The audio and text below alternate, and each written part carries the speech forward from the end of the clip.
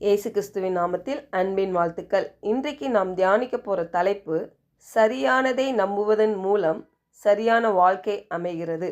Right living comes by believing right. வசனம் ரோமர் 1:17. விசுவாசத்தினாலே நீதிமான் பிழைப்பான் என்று எழுதியிருக்கிறபடி விசுவாசத்தினால் உண்டாகும் தேவ நீதி விசுவாசத்துக்கென்று அந்த சுவிசேஷத்தினால் வெளிப்படுத்தப்படுகிறது. இங்கே பவுல் சொல்லுகிறார், நற்செய்தி என்பது அது ஒரு நல்ல அறிவிப்பு மட்டும் அல்ல, அது தேவனின் நீதியை வெளிப்படுத்தும் வல்லமை என்று சொல்லுகிறார். அப்போ கிறிஸ்துவ வாழ்க்கை என்பது நம்ம சுய கிரியையால் தொடங்குவதும் இல்லை, கிரியையால் நிறைவடைவதும் இல்லை, இல்லையா?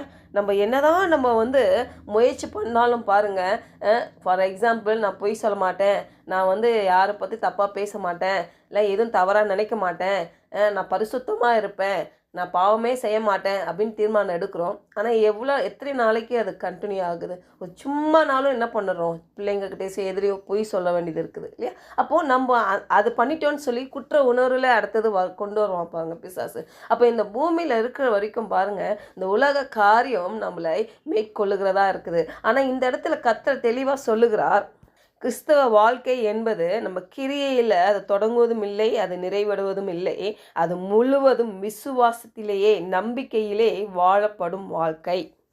அது ஒரு உறவின் அடிப்படையில், ஒரு சன்ஷிப், மகன் தன்மை சொல்லுவாங்க இல்லையா? அதாவது நம்ம எப்படி ஒரு தகப்பனும் ஒரு மகனுக்கும் உள்ள ஒரு உறவு பாருங்கள், உண்மையான அன்பு பாருங்கள். தகப்பனுக்கும் ஒரு மகனுக்கும் பாருங்களேன், மகன் எத்தனை வாட்டி தப்பு செய்தாலும் தகப்பன் மன்னிப்பார், இல்லையா?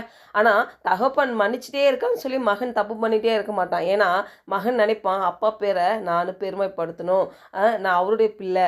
அந்த உறவின் அடிப்படையே தான் பாருங்கள் இந்த கிறிஸ்தவ வாழ்க்கை என்பது. அப்போ நீதிமான் அப்படின்னா யார் அப்படின்னா, பாவமே செய்யாதவன் அல்ல, கிறிஸ்துவில் இருப்பவன், அவன்தான் நீதிமான். இயேசு கிறிஸ்து நம்மை பிரதிநிதியாக கொண்டு நம் பாவத்தை ஏற்றுக்கொண்டதால் நாம் தேவனின் நீதியாக அறிவிக்கப்பட்டோம். அதனால்தான் பாருங்க, பயம், குற்ற உணர்வு, தண்டனை உணர்வு இல்லாமல் நம்பிக்கையின் விசுவாசத்தினில் சுதந்திரவாளிகளாய் நம்ம இருக்கிறோம். அது விசுவாசத்தினாலே நீதிமான் பிழைப்பான்.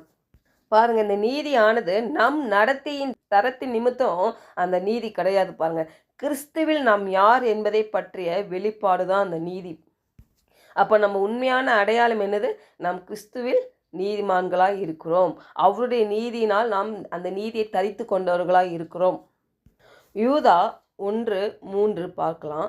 பிரியமானவர்களே, பொதுவான இரட்சிப்பை குறித்து உங்களுக்கு எழுதும்படி நான் மிகவும் கருத்துள்ளவனாய் இருக்கையில் பரிசுத்தவான்களுக்கு ஒரு விசை ஒப்பு கொடுக்கப்பட்ட விசுவாசத்திற்காக நீங்கள் தைரியமாய் போராட வேண்டும் என்று உங்களுக்கு எழுதி உணர்த்துவது எனக்கு அவசியமாய் கண்டது. இங்கே அப்போஸ்தலன் யூதா நம்மிடம் பரிசுத்தவான்களுக்கு ஒரு முறை ஒப்புவிக்கப்பட்ட விசுவாசத்துக்காக நீங்கள் தைரியமாய் போராட வேண்டும் என்று சொல்லுகிறார். அப்போது இங்கே நம்ம தைரியமாய் போராட வேண்டிய அந்த விசுவாசம் என்பது என்ன அப்படின்னு பார்க்கும் பொழுது, புதிய ஏற்பாட்டிலும் விசுவாசம் என்ற வார்த்தையை கேட்கும்போது அது விசுவாசத்தினாலே நீதிமானாக்கப்படுதல் என்பதை குறிக்கிறது. அதாவது என்ன சொல்ல வரேன்னா, ஒருவன் கிறிஸ்து இயேசுவின் மீது உள்ள தன் விசுவாசத்தின் அடிப்படையில் மட்டுமே தான் தேவனுக்கு முன்பாக எப்படி நீதிமானாக்கப்படுகிறான் என்பதை குறிக்கிறது. இதுதான் பாருங்கள் இயேசு கிறிஸ்துவின் நற்செய்தியின் மைய கருத்தாக இருக்கிறது. நம்ம அநேக டைமில் பாருங்கள், நம்ம சரியாக செய்வது அல்லது சரியாக நம்ம வாழ்வது பற்றியே நம்ம கேட்குறோம், இல்லையா? நம்ம சரியாக வாழ்வதற்காக தேவனுக்கு செய்ய வேண்டிய பலவிதமான காரியங்கள் பற்றி நம்ம கேட்குறோம். ஆனால் கிறிஸ்துவில் உள்ள விசுவாசத்தினால் நாம் எப்படி நீதிமான்களாக்கப்படுகிறீர்கள் என்பதை பற்றி நம்ம கம்மியாக தான் கேட்டுக்கொண்டு இருக்கிறோம். ஆனால் நம்ம சரியாக விசுவாசிக்கும் போது தான் நம்ம சரியாக வாழ்வோம். இப்போ இந்த வசனத்திலிருந்து பாருங்கள், ரோமர் 1:17, தேவனுடைய நீதி விசுவாசத்தினாலே விசுவாசத்திற்கென்று வெளிப்படுத்தப்படுகிறது.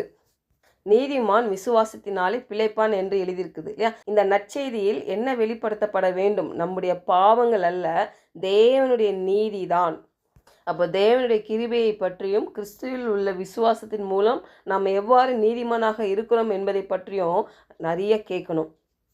இப்படி நம்ம கேட்கும் பொழுது பாருங்கள், அதை விசுவாசிக்கும் பொழுது பாவம், அடிமைத்தனம், இல்லையா, எல்லா பலவீனங்கள் எல்லாமே பாருங்களேன், எல்லாவற்றிலிருந்து நம்மளுக்கு ஒரு விடுதலையை நாம் பார்க்க முடியும். ஜெபிக்கலாம். பரலோக தகப்பனே, ஆண்டவரே, இந்த காலை வேளையில் நாங்கள் தியானித்தது போல விசுவாசத்தினாலே நீதிமான் பிழைப்பான் என்பதை நாங்கள் பார்த்தோம். ஆண்டவரே, நாங்கள் கிறிஸ்துவில் நாங்கள் நீதிமான் கர்த்தாவே, நாங்கள் அதை விசுவாசிக்கிறோம். அதனால் நாங்கள் பயத்தில் வாழ்வதில்லை ஆண்டவரே, குற்ற உணர்வில் வாழ்வதில்லை. நாங்கள் ஏதாவது தண்டனை வருமோ என்ற எதிர்பார்ப்பில் வாழ்வது இல்லைப்பா. ஆண்டவரே, நான் தவறு செய்துட்டேன், இதுக்கான காரியம் நான் அடைந்தே தீர்வோம் போல இந்த பூமியில் என்ற பயத்தோடு வாழுகிற ஆண்டவரே, அந்த பயத்தின் கிரியைகளாக இந்த வேலையில் நிர்மூலமாகட்டும் ஆண்டவரே, இயேசுவின் நாமத்தினால எல்லா சாப கட்டுகளிலிருந்து ஒரு விடுதலை உண்டாகட்டும் ஆண்டவரே. ஆண்டவரே, நீர் எங்களை எல்லோரையும் ஆண்டவரே பிரதிநிதிப்படுத்தி விட்டீர் கர்த்தாவே. உங்கள் மரணம் என் பாவத்துக்காக ஆண்டவரே, உங்கள் உயிர் தெழுதல் என் நீதிக்காக. அதனால் நான் நீதியாக மாறவில்லை, ஆனால் நீதியாக வெளிப்படுத்தப்பட்டிருக்கிறேன் என்று இயேசுவின் நாமத்தினால் விசுவாசிக்கிறேன் நல்ல பிதாவே. ஆமென்.